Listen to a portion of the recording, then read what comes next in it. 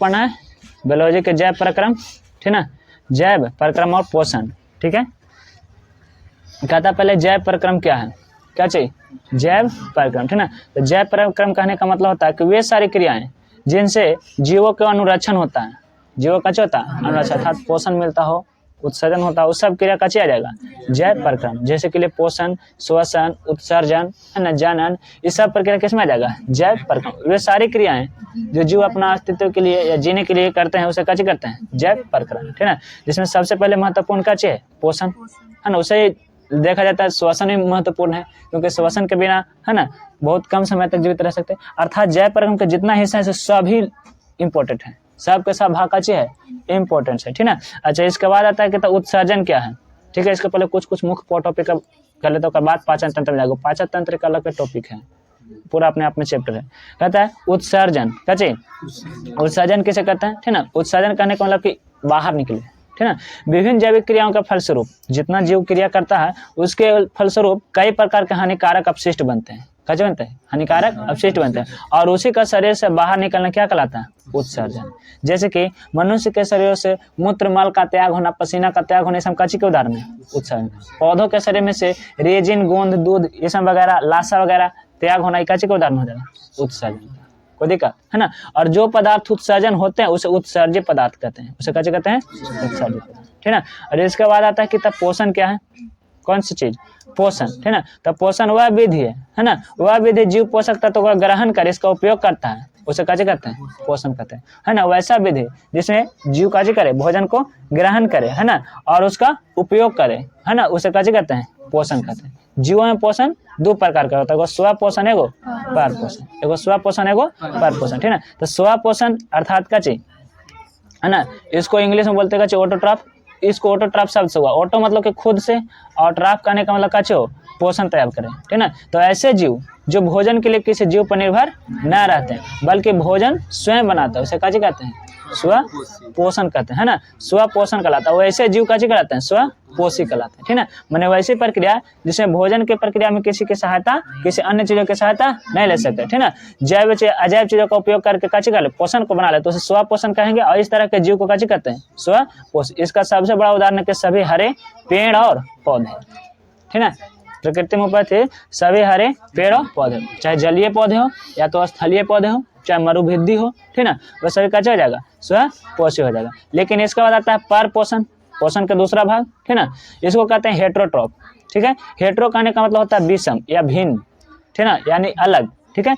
जैसे काजी कहते हैं ऐसे जीव जो भोजन के लिए किसी न किसी दूसरे जीव पर आश्रित रहते हैं, उसे काजी कहते हैं, पर पोषी जीव कहते हैं। यह प्रक्रिया काजी कहलाता है, पर पोषण कहलाता है। वैसे जीव को काजी कहते हैं, है ना, जो भोजन खुद बना ले, खुद उत्पत्ति कर ले, उसे स्व पोषी, है ना, यह प्रक्रिया स्व पोषण, ठीक ना। और जब भोजन दूसरा कोई पर निर्भर करे तो उसे पर पोषी, यह प्रक्रिया पर पोषण, कोई दिक्कत, ठीक ना। अच्छा, उसके बाद आता है इसको में कौन आएगा, तो सभी हरे पेड़ पौधे को छोड़ने के बाद जितना तरह के जीव आएगा सब आ जाएगा कच्चे में, छोटा छोटा कीड़ा मकोड़ा हो, जीव हो, बड़े बड़े, है ना, जंतु बड़े आकार के, है ना, जितना तरह से सब आ जाएगा किसमें, पर पोषी में, ठीक है। तो पर पोषी, पर पोषण के आधार पर, है ना, इसे तीन भागों में बांटा गया। कितने भाग बांटा गया, एगो मृतोपजीवी, है ना, मृतजीवी, एगो परजीवी, एगो प्राणी समपोषण, ठीक ना। यहाँ पर मृतजीवी पोषण, परजीवी पोषण, प्राणी समपोषण, इस सब को नाम को गौर से देखो, उसके बाद इसका परिभाषा आ जाएगा, ठीक है। कहता है कि मृतजीवी पोषण,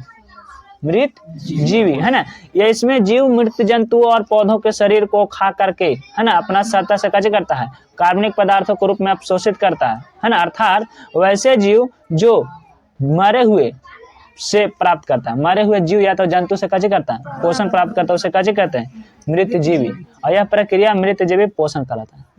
वैसे जीव जंतु जो सड़े गले मरे हुए जीवों से कार्य प्राप्त करता है, पोषण, उसे क्या कहते हैं, मृत जीव। जैसे कि काचा हो जाएगा कवक, ठीक है, और फिर बैक्टीरिया, और फिर प्रोटोजोआ, है ना, वायरस भी इसमें आएगा। अच्छा, आए कहता है कि परजीवी पोषण, कौन सा, परजीवी, है ना, इसमें जीव दूसरे प्राणी के संपर्क में अस्थायी या अस्थायी रूप से रहता है और अपना भोजन करता है, रहेगा कुछ समय के लिए या तो फिर हट भी सकता है, ठीक ना।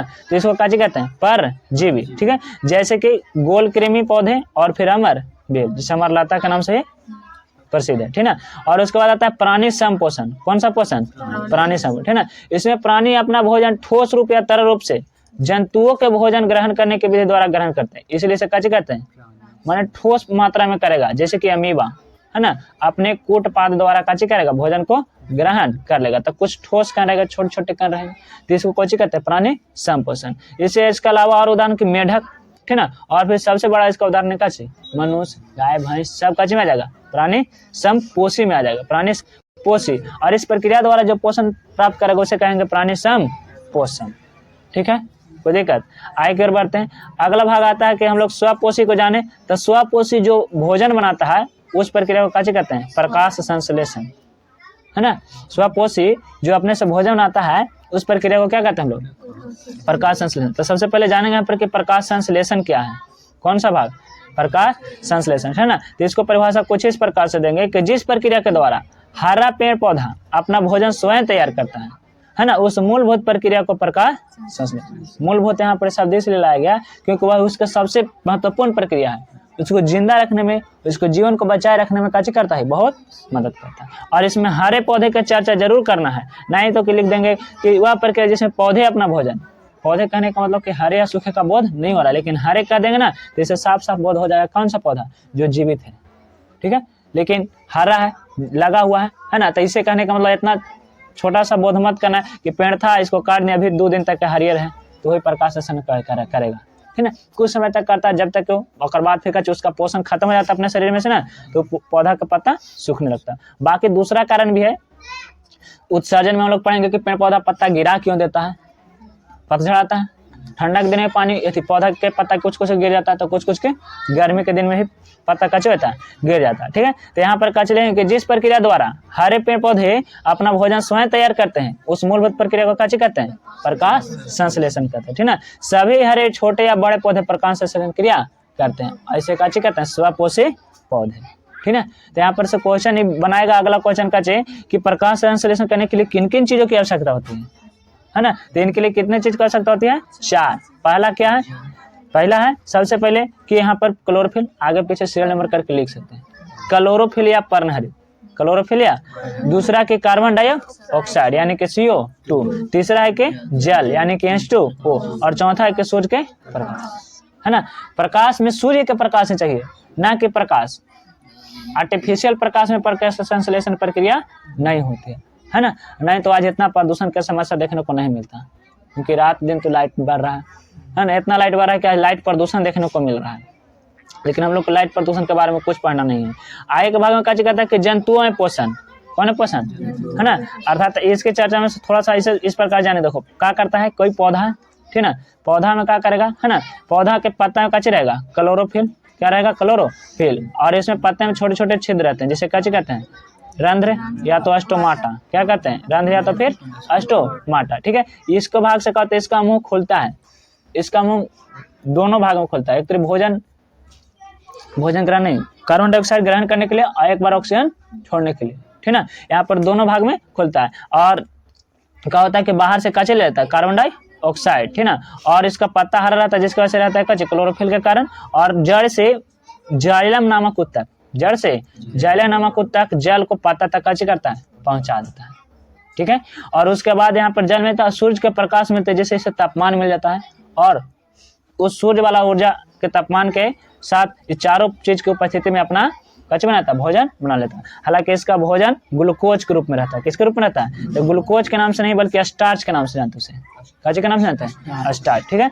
अच्छा, उसके बाद आता है कि जंतुओं में पोषण, वो तो पौधा में पोषण हो गया। अगला भाग में कच्चे आता है जंतुओं में पोषण। जंतुओं में पोषण किसे कहते हैं, ठीक ना। तो जंतु भोजन के लिए पूरा रूप से दूसरा पर निर्भर रहता है ना। मनुष्य का रंग हरा रहता है फिर भी प्रकाश संश्लेषण नहीं होता नहीं यानी कि इसका रहता है पूरा से पूरा दूसरा कोई पर निर्भर रहता है, नहीं तो हरा पेंट करके 4 घंटा धूप में खड़ा रहना, पेट नहीं भरा जी। इसलिए ध्यान से, जंतुओं में पोषण, जंतु का चाहिए परपोषी, ठीक ना, दूसरा पर यह जीवी परपोषी, मृत जीवी परजीवी या प्राणी समपोषी होते हैं, ठीक है, यानी कि दूसरे पर निर्भर रहते हैं, कजी पर निर्भर रहते हैं, है ना। जैसे कि हम सबसे पहले आता है वो कि अमीबा में पोषण। इसका क्वेश्चन का कि अमीबा में पोषण किस प्रकार से प्राप्त होता है, इसके चर्चा करें, ठीक है। तो सबसे पहले इसकी जानकारी कि अमीबा एक कोशिकीय जीव है जो कि कैसा है, प्राणी समपोषी जीव है। अमीबा एक कोशिकीय जीव है जो प्राणी समपोषी जीव है, ठीक ना। अर्थात इसमें ठोस या तो तरल रूप में भोजन इसको कैसे मिलेगा, ग्रहण करके अपना पाचन क्रिया करेगा, जो कि कूटपाद की मदद से भोजन ग्रहण करता है। काची की सहायता से करता है, कूटपाद किसे कहते हैं। देखो अमीबा का अनियमित आकार होता है, कोई जरूरी नहीं कि हम जैसा बना वैसे ही बनाओ तुम लोग, ठीक ना। ये है अमीबा का यहाँ पर एक केंद्र की जरूरत, यहाँ पर से छोटे छोटे कण काची रहेगा, इसको भोजन रहेगा। छोटे छोटे कण को देख रहे हो, है ना, छोटे छोटे कण को नहीं देख रहा तो बड़ा कर देते हैं, ठीक है। छोटा छोटा कण को काची कहते हैं, बड़ा। तो यहाँ पर काची हो जाएगा कि बड़ा वाला भाग में काची हो जाएगा, कूटपाद को इस तरह से काची करेगा, इसको अमीबा क्या आकार रहेगा, यहाँ पर से ग्रहण करेगा, है ना। अंतर ग्रहण प्रक्रिया कहलाता है, काची कहलाता है, अंतर ग्रहण। एक भाग में कहता है कि अमीबा का भोजन कौन होते हैं, तो छोटे छोटे शैवाल होते हैं या छोटे छोटे बैक्टीरिया होते हैं या तो डाइटम होते हैं। क्या होते हैं, डाइटम। डाइटम एक बहुत छोटा प्रकार के जीवाणु है। डाइटम काची है, बहुत छोटा प्रकार के, इतना छोटा प्रकार के जीवाणु, इतना छोटा प्रकार के कि एक बूंद जल में भी डाइटम पाया जाएगा,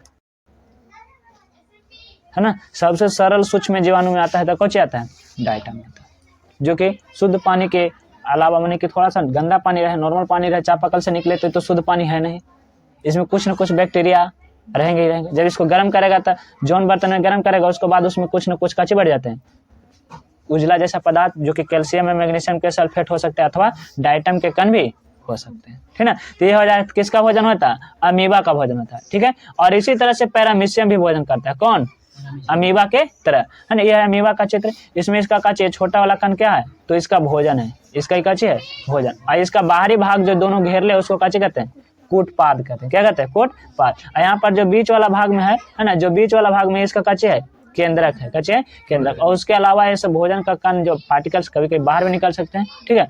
यानी कि भोजन ग्रहण धीरे धीरे कहाँ कर लेगा, भोजन को अंदर कर लेगा, कहाँ कर लेगा, अंदर, और उसको काची कर लेगा, खा लेगा, और उसके बाद फिर उत्सर्जन कर देगा। तो उत्सर्जन विसरण के माध्यम से बाहर निकल जाएगा, ठीक ना। इसी के अलावा कहता है कि इसका काची होता है, इसमें जनन किस प्रकार से, माने कि अमीबा की जनसंख्या किस प्रकार से बढ़ती है, तो अमीबा और पैरामीशियम में जन्म द्विखंडन द्वारा होता है। किसके द्वारा होता है, इसका एक्सप्लेनेशन हम लोग जनन पाठ में पढ़ेंगे, ठीक है। लेकिन यहाँ पर देखा जाए, देखो यहाँ पर पैरामीशियम का है, ठीक है। पैरामीशियम का क्षेत्र में यहाँ पर जो छोटे छोटे कण दिखाई दे रहे हैं, ये सब किसको क्या कहते हैं, सीलिया कहते हैं। क्या कहते हैं, सीलिया कहते हैं, ठीक ना। और यहाँ पर भी है ना, इसके एक भाग से क्या होता है, भोजन ग्रहण हो रहा है, भोजन क्या हो रहा है, ग्रहण। भोजन के कण जो है क्या कर रहा है, ग्रहण कर रहा है। और ग्रहण कर करके इसको जब काची करेंगे, उत्सर्जन करेंगे, काची करेंगे, उत्सर्जन करेंगे कहाँ पर से, तो यहाँ पर एक भाग होता है जिसे काची कहते हैं कि भोजन काची करा, उत्सर्जित करा, अर्थात पचने के बाद इसको काची करेगा। और यहाँ पर चित्र के माध्यम से दिखा रहा है कि भोजन काची हो रहा है, पच रहा है, और पचने के अंततः बाद में काची हो जा रहा है, उत्सर्जित हो रहा है। इस तरह से काची होता है पैरामीशियम में पोषण।